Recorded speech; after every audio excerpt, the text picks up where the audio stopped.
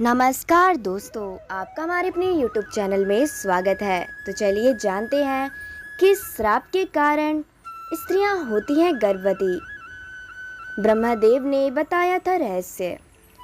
एक समय की बात है, देवर्षि नारद घूमते ब्रह्मा जी के पास गए और उन्हें प्रणाम करके कहने लगे, हे परमपिता, आपने ही सृष्टि की रचना की है और आपने ही अपने मन से तथा अपने शरीर के अलग अलग अंगों से अनेक ऋषि मुनियों को भी प्रकट किया है तथा कई अप्सराओं, गंधर्वों तथा देवताओं को भी प्रकट किया है। आपने ही स्त्रियों को सौंदर्य और चंचलता प्रदान की है, परंतु हे परमपिता, स्त्रियों में ही गर्भ की उत्पत्ति क्यों होती है? संसार में केवल स्त्री ही गर्भ धारण क्यों करती है?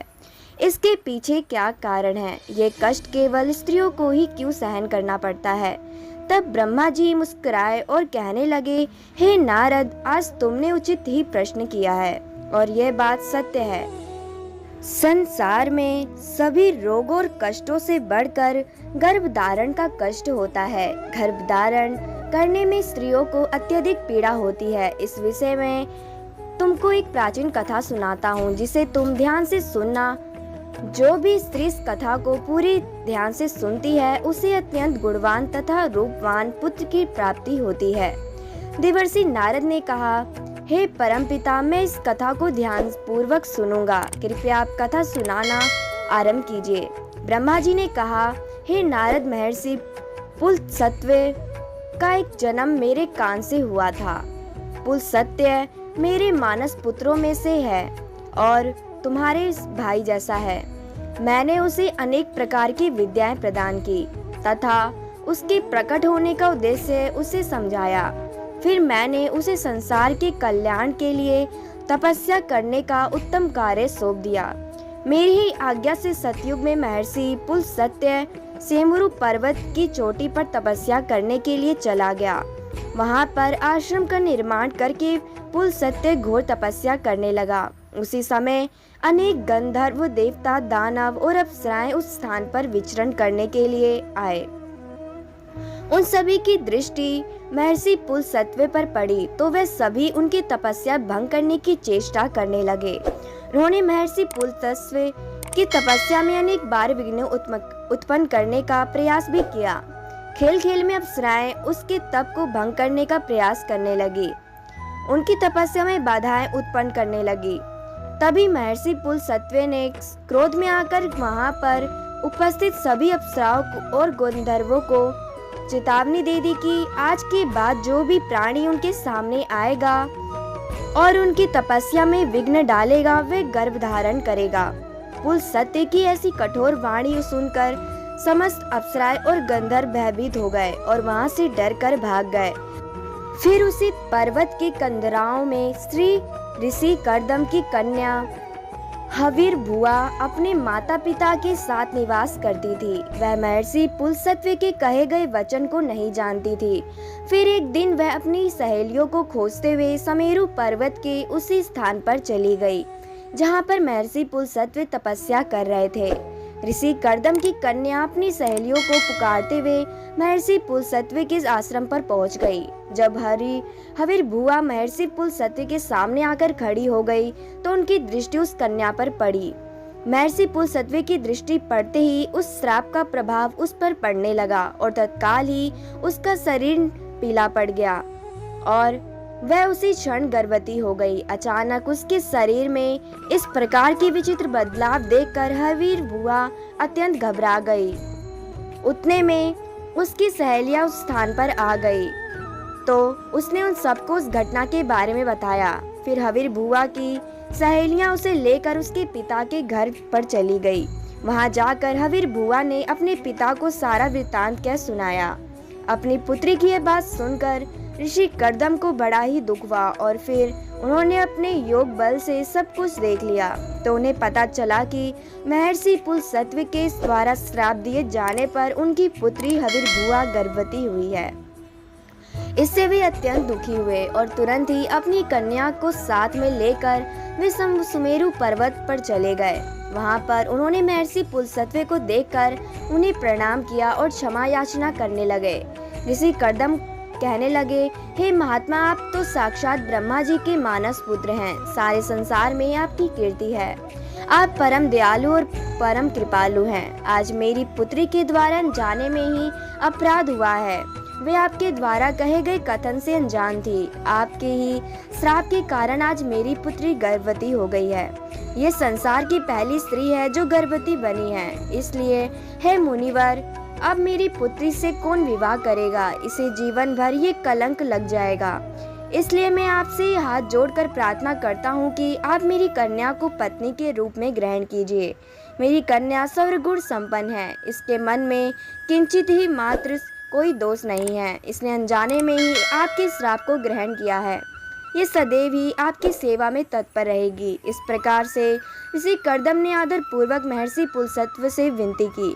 ऋषि कर्दम में के आदर सत्कार और स्तुति में महर्षि पुलसत्व अत्यंत प्रसन्न हुए और हविर भुआ को दिए गए श्राप से उन्हें बड़ा ही दुख हुआ। फिर उन्होंने ऋषि कर्दम को आश्वासन देते हुए कहा कि हे मुनिवर, मैं आपकी स्तुति से अत्यंत प्रसन्न हूँ। मेरे ही श्राप के कारण तुम्हारी कन्या गर्भवती हुई है, इसलिए मैं तुम्हारी कन्या को मेरी पत्नी के रूप में ग्रहण करता हूँ। तुम अब चिंता ना करो। इस प्रकार से महर्षि पुलसत्व ने ऋषि कर्दम की कन्या को पत्नी के रूप में स्वीकार कर लिया। फिर ऋषि कर्दम की कन्या हविर भुआ महर्षि पुलसत्व के साथ उनके आश्रम पर रहने लगी और दिन रात सच्चे मन से उनकी सेवा करने लगी। महर्षि पुलसत्व भी देवी हविर भुआ की निस्वार्थ सेवा, प्रतिव्रत धर्म और भक्ति भाव से अत्यंत प्रसन्न हुए और उससे कहा, हे देवी, मैं तुम्हारी सेवा और भक्ति से अत्यंत प्रसन्न हुआ हूँ। इसलिए मैं तुम्हें मेरे ही समान पुत्र की प्राप्ति होने का वरदान देता हूँ। जिस समय तुम मेरे सामने आई थी उस समय मैं वेदों का पाठ कर रहा था और तुमने वेदों का श्रवण भी किया है। इसलिए तुम्हारा पुत्र चारों वेदों में पारंगत होगा और समस्त संसार को वेदों का ज्ञान प्रदान करेगा। तुम्हारा ये पुत्र सारे संसार में विश्वा के नाम से प्रसिद्ध होगा। फिर कुछ महीनों के बाद देवी हविर भुआ ने एक अत्यंत गुणवान पुत्र को जन्म दिया। महर्षि पुलस्त्य के कथन के अनुसार उस पुत्र का नाम विश्वा रखा गया। विश्वा अपने पिता महर्षि पुलस्त्य के समान ही विद्वान, सत्यवादी और धर्म का पालन करने वाला था। उनकी कीर्ति और महानता को देखते हुए महर्षि भारद्वाज ने अपनी पुत्री इडिवला का विवाह उनके साथ कर दिया। फिर मुनि विश्वा की पत्नी इडिवला के गर्भ से एक पुत्र का जन्म हुआ जिसका नाम वैश्रवण रखा गया। वैश्रवण का एक नाम कुबेर भी है। कुबेर जी ने ब्रह्मा जी को प्रसन्न करने के लिए कठोर तपस्या की। फिर कुबेर की तपस्या से प्रसन्न होकर ब्रह्मदेव ने उन्हें वरदान दिया कि उन्हें उत्तर दिशा का स्वामी और धन अध्यक्ष बना दिया जाएगा। इसके साथ ही मन की गति से चलने वाला पुष्पक विमान कुबेर को भी भेंट कर दिया गया। कुबेर जी धन के स्वामी। गंधमादन पर्वत पर स्थित संपत्ति का चौथा भाग कुबेर जी के ही नियंत्रण में होता है। कुबेर जी ने उस धन का 16वां भाग मनुष्य को प्रदान किया है। महर्षि विश्वा की दूसरी पत्नी का नाम केकसी था। एक बार भगवान शिव ने माता पार्वती के लिए अत्यंत सुंदर महल का निर्माण करवाया था जिसे लंका का नाम दिया गया। उस लंका के गृह प्रवेश के समय भगवान शिव ने ऋषि विश्वा का भी निमंत्रण दिया था।